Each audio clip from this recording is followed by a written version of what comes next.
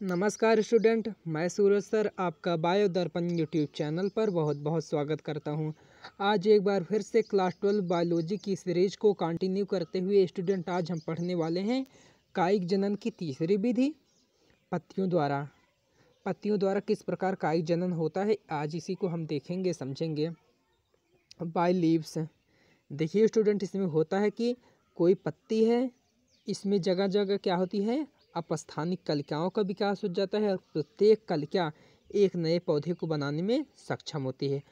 जिस ऊपरी पार्ट पर अगर कलिकाओं का विकास हुआ है तो इस कलिकाओं के निचले वाले पार्ट पर जड़ का विकास होगा।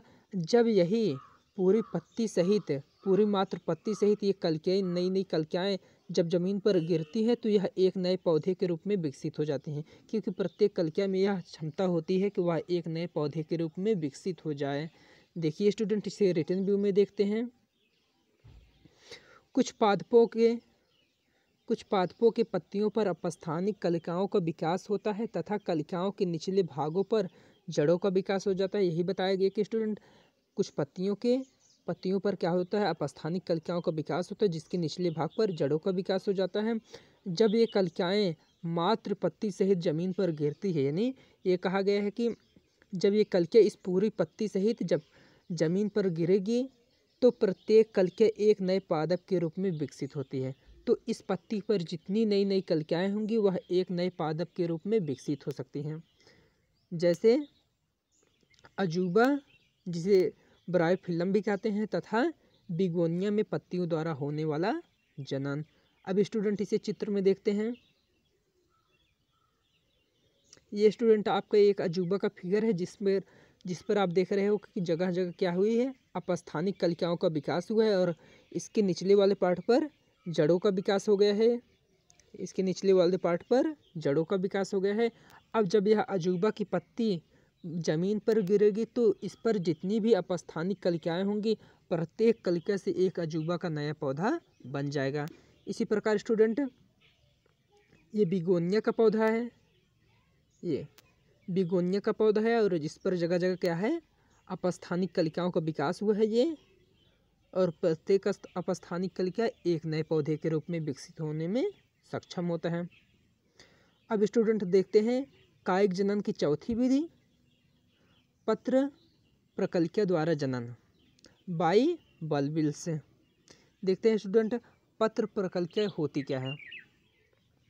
जो कुछ पौधे की जो पुष्प कलिकाएँ होती हैं, यानी जो कुछ पौधे की जो पुष्प वाले पार्ट होते हैं वही क्या होती हैं, मांसल कलिकाओं में रूपांतरित होकर नए पौधे के रूप में विकसित हो जाती हैं।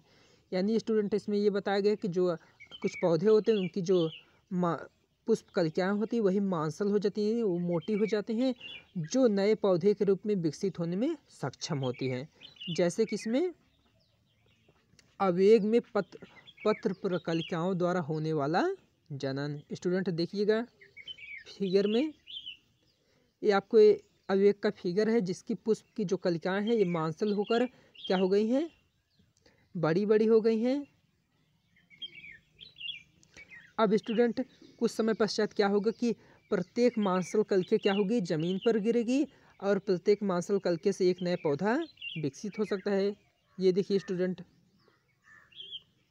ये प्रत्येक कलिका मांसल कलिका जमीन पर गिरेगी। अगर जमीन पर नमी वाला स्थान तथा पोषण वाला स्थान पाती है तो यह विकसित होकर एक नया पौधा बना देती है। स्टूडेंट ये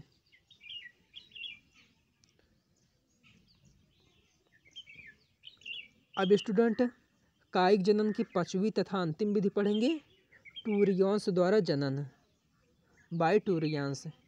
स्टूडेंट इसमें होता क्या है कि टूरियंस रूपांतरित मांसल कलिका होती है जो भोज्य पदार्थों के संचय के कारण बनता है। यानी जब कलिकाओं में क्या होता है, भोज्य पदार्थ संचय होता है तो यह मांसल हो जाता है, और जब यह मांसल कलिका मात्र पादप से अलग होती है तो बसंत ऋतु में, यानी अलग कभी भी हो जाए लेकिन बसंत ऋतु में ही नए पौधे के रूप में विकसित होते हैं। जैसे